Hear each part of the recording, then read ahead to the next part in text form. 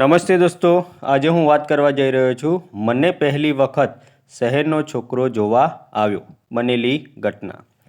આજે મારી આંખ બહુ વહેલી ખુલી ગઈ હતી।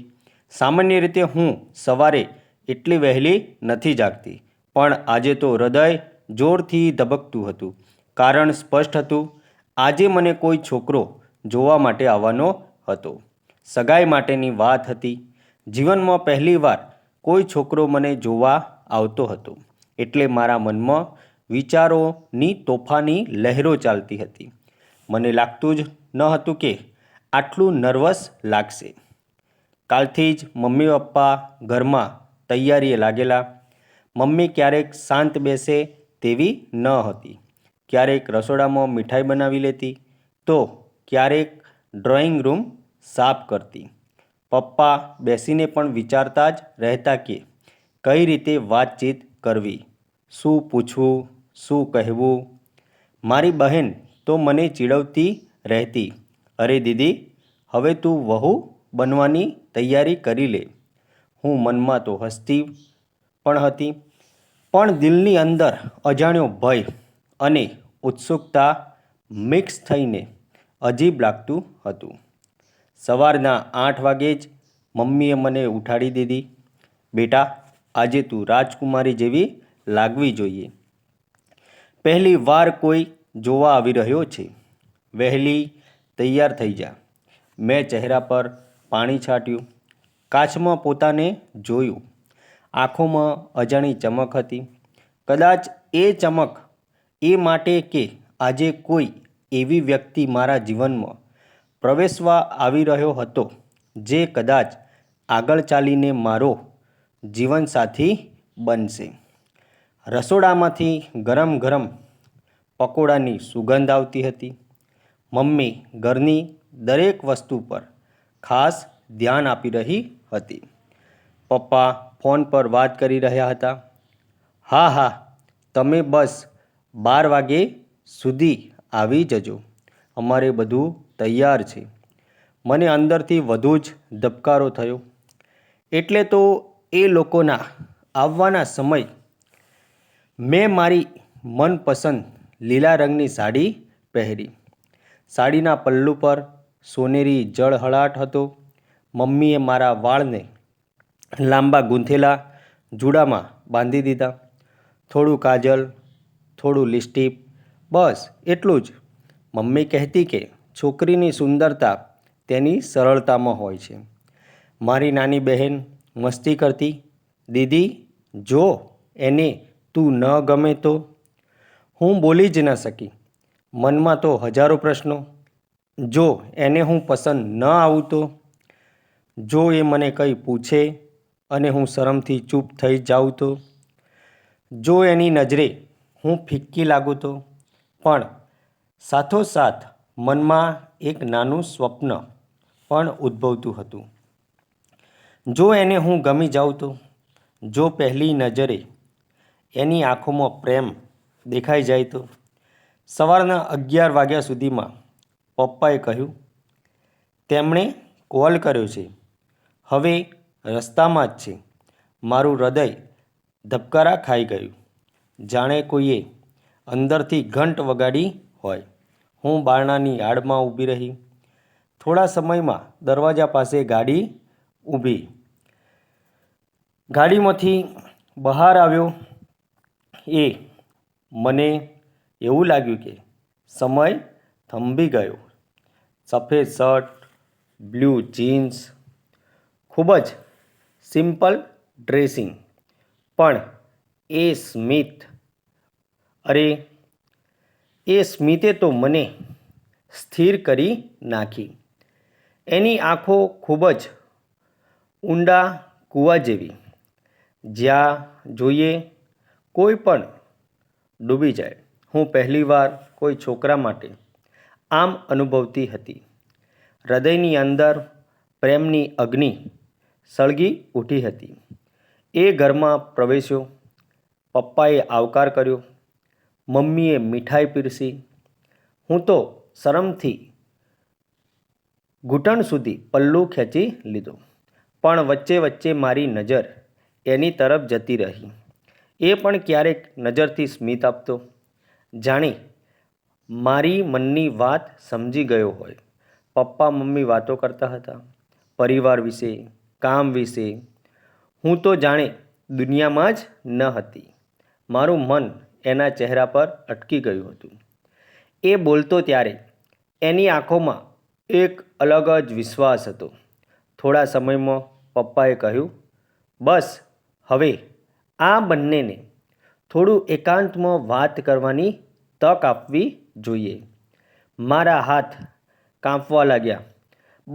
બહેન ચૂપચાપ મને કાનમાં બોલી, જો દીદી, હવે તો કહો કે રાજકુમાર ગમે છે કે નહીં. અમે બંને છત પર જઈને બેઠા. સવારની ઠંડી હવા વહેતી હતી. થોડાક ક્ષણો સુધી મૌન. એ શરમથી ચહેરો ઝુકાવી દીધો. હળવો હસ્યો. તમને ખબર છે, આજે પહેલીવાર કોઈ છોકરીને જોવા આવ્યો છું અને પહેલી વાર જ દિલ ધબકતું રહી ગયું છે. મારા ચહેરા પર લાજથી લાલીમાં છવાઈ ગઈ. મેં ધીમેથી કહ્યું, મને પણ પહેલીવાર કોઈ જોવા આવ્યો છે અને એણે મને નજરથી સ્મિત આપ્યું અને હું કાંઈ બોલી ન શકી. પણ એણે સમજી લીધું. આ પહેલી વાતચીત, પહેલી નજર, એ પહેલું હળવું સ્મિત, બધું જાણે જીવનભરની યાદગાર ક્ષણ બની ગયું. એને જોઈને મારું મન એક જ વાત કહેતું હતું, હા, આ જ છે એ વ્યક્તિ જેને હું મારી બાકીની જિંદગી એની સાથે પસાર કરવા માગું છું. છત પરની એ પહેલી પળ મને જીવનભર યાદ રહેવાની હતી. એણે હસીને કહ્યું, તમારી આંખો કંઈક કહે છે, પરંતુ તમે બોલવા માગતા હોવા છતાં રોકાઈ જાઓ છો. હું લજ્જાથી આંખો નીચે ઝુકાવી દીધી. મારું મન જાણે પાંખો લગાવીને ઉડી રહ્યું હતું, પણ હોઠ પર શબ્દો અટવાઈ જતા. થોડી વાર પછી એણે ફરી કહ્યું, સાચું કહું, હું અહીં તમને જોવા માટે આવ્યો હતો, પણ તમને જોઈને એવું લાગે છે કે હું મારી બાકીની જિંદગીનો રસ્તો શોધી ગયો. હું ધીમેથી પલ્લું પકડીને બોલી, મને ડર લાગે છે. પહેલી વાર છે, અજાણ્યો માણસ, પણ મન તો એ જ કહે છે, હું તમને પહેલેથી જ ઓળખતી હોઉં એમ લાગે છે. એણે મારી તરફ હાથ આગળ કર્યો, પણ છૂયો નહીં, ફક્ત હાથ આગળ કરી રહ્યો. જાણે પૂછતો હોય, શું હું તમારો થઈ શકું? ધીમે ધીમે મારી આંગળીઓ એની આંગળીઓ સાથે જોડાઈ ગઈ. એક ક્ષણમાં મને સમજાયું કે આ સંબંધ માત્ર સગાઈ માટેની મુલાકાત નથી, પણ હૃદયથી જોડાયેલો પ્રેમ છે. છત પરની એ વાત પછી અમે બંને નીચે આવ્યા. મમ્મી અને પપ્પા મારી તરફ જોઈ રહ્યા હતા. મમ્મીના ચહેરા પર પ્રશ્ન હતો તો ગમ્યો કે નહીં. હું કંઈ બોલી ન શકી, ફક્ત હળવું સ્મિત આપી દીધું. એના પિતા બોલ્યા, અમને તો છોકરી ખૂબ જ ગમી ગઈ. હવે તમારો નિર્ણય. પપ્પાએ મારી તરફ જોયું. મારી આંખોમાં ખુશીની જળહળાટ જોઈને પપ્પા સમજી ગયા.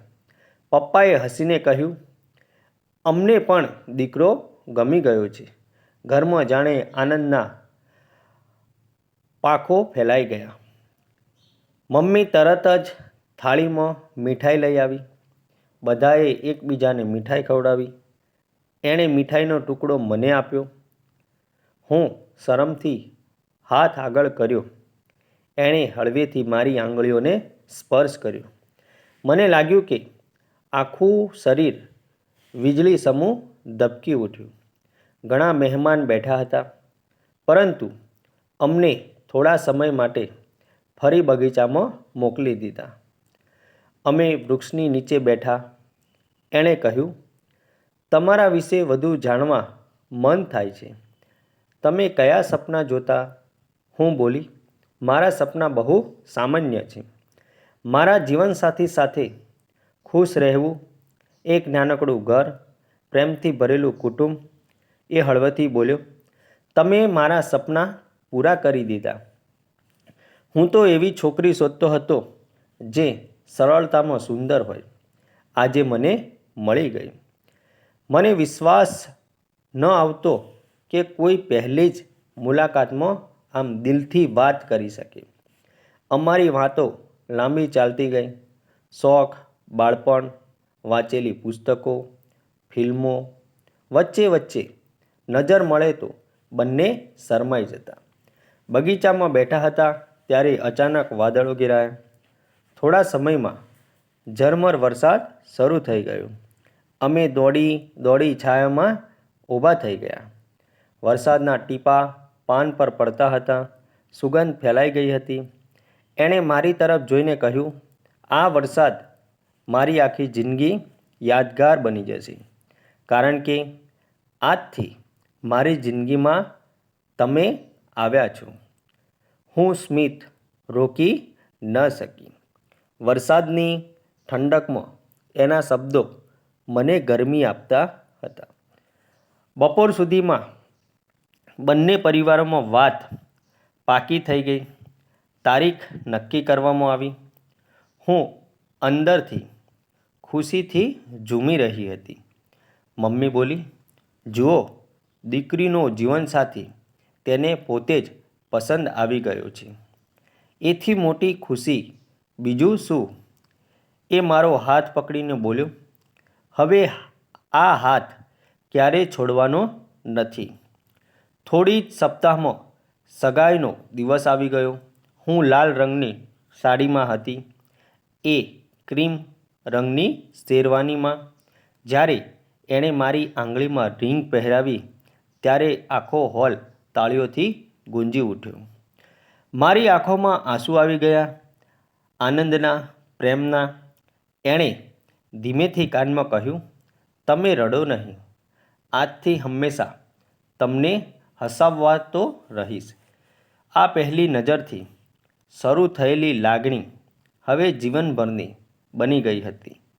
એ મારી પાસે આવ્યો ત્યારે મારું મન અજાણ્યા ડરે ઘેરાયું હતું, પણ હવે એ ડર પ્રેમમાં બદલાઈ ગયો હતો. હું એના ચહેરા તરફ જોઈને એક જ વિચાર કરતી હતી, હા, આ જ છે એ વ્યક્તિ જેના સાથે હું જીવનના દરેક પળમાં ખુશી, દુઃખ, વરસાદ, સૂરજ બધું વહેંચવા માગું છું. અને એણે પણ મારી આંખોમાં જોઈને સ્મિત આપ્યું, જાણે કહેતો હોય, હવે આપણી પ્રેમ કથા ક્યારેય અધૂરી નહીં રહે. મિત્રો, આ વાર્તા જે છે એ કાલ્પનિક છે અને આમાં આવતા પાત્રો પણ કાલ્પનિક છે. આવા જ નવા નવા વિડીયો જોવા માટે અમારી ચેનલ સાથે બના રહેજો અને ચેનલને સબસ્ક્રાઈબ કરી દેજો. આવજો.